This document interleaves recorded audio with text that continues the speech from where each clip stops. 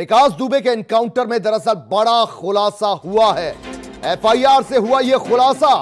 हादसे के बाद कार के पीछे के दरवाजे से भागा था विकास दुबे। 10 जुलाई को सचेंडी में हुआ था विकास का एनकाउंटर। भागते वक्त विकास ने सीओ के सीने पर गोलियां भी चलाई, लेकिन सीओ साहब बुलेट प्रूफ जैकेट पहने हुए थे। मुठभेड़ के दौरान विकास ने 3 गोलियां चलाई। पुलिस और एसटीएफ ने फिर 6 जवाबी गोलियां चलाई।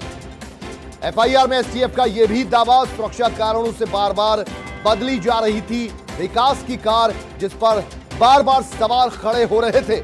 विकास की फायरिंग में एसटीएफ के सिपाही दरअसल शिवेंद्र और विमल घायल भी हुए थे। तो कानपुर के आसपास सचेंडी थाना के आसपास दरअसल ये कार दुर्घटनाग्रस्त हो गई।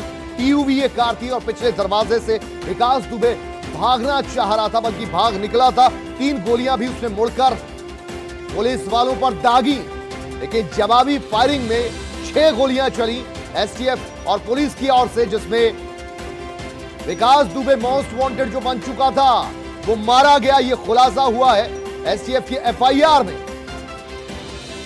और गाड़ी को लेकर जो तमाम सवाल खड़े हो रहे थे उस पर सफाई पुलिस की यह सामने आई है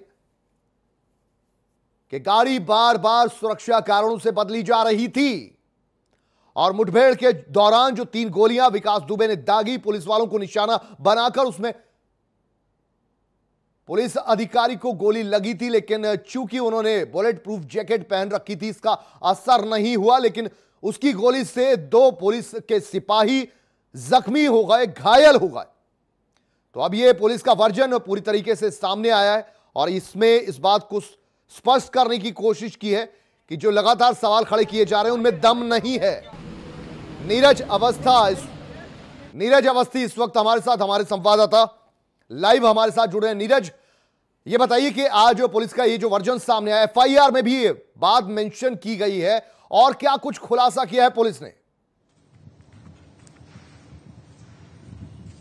देखिए, विकास दुबे एनकाउंटर के बाद जब अब उसकी एफआईआर की कॉपी हाथ लगी है हमारे, तो उसमें तमाम चीजें ऐसी खुल के आई हैं। जैसे कि बताया गया कि जब गाड़ी पलटी तो उसमें विकास जो था वो पीछे के दरवाजे से भागा। इसके साथ ही उसने जो सीओ थे एसटीएफ के, उनके ऊपर फायर किया। जो उनकी बुलेट प्रूफ जैकेट थी तो सीने पे वो गोली लगी। इसके अलावा विकास की गोलियों से 2 एसटीएफ के सिपाही घायल हुए। ये तमाम चीजें जो है इससे साफ हो रही हैं। इसके अलावा बताया गया है कि बारिश होने के चलते कुछ सबूत जो है वो नहीं मिल पाए। इसके अलावा विकास को 3 गोलियां लगी थी। ये तमाम चीजें जो है अब इस चीज के अब खुल के आ रही हैं जब एफआईआर की कॉपी आई। साथ ही ये अहम चीज भी खुल के आ रही है जिसके ऊपर लगातार सवाल उठाया जा रहा था कि जो विकास है उसकी गाड़ी कैसे चेंज हो गई। तो इसके लिए एसटीएफ ने बताया है, उस एफआईआर में हवाला दिया गया है कि सुरक्षा कारणों के चलते जो है ये चीजें की गई हैं और उसी के चलते बार बार गाड़ी को चेंज किया गया था। जी कुलदीप।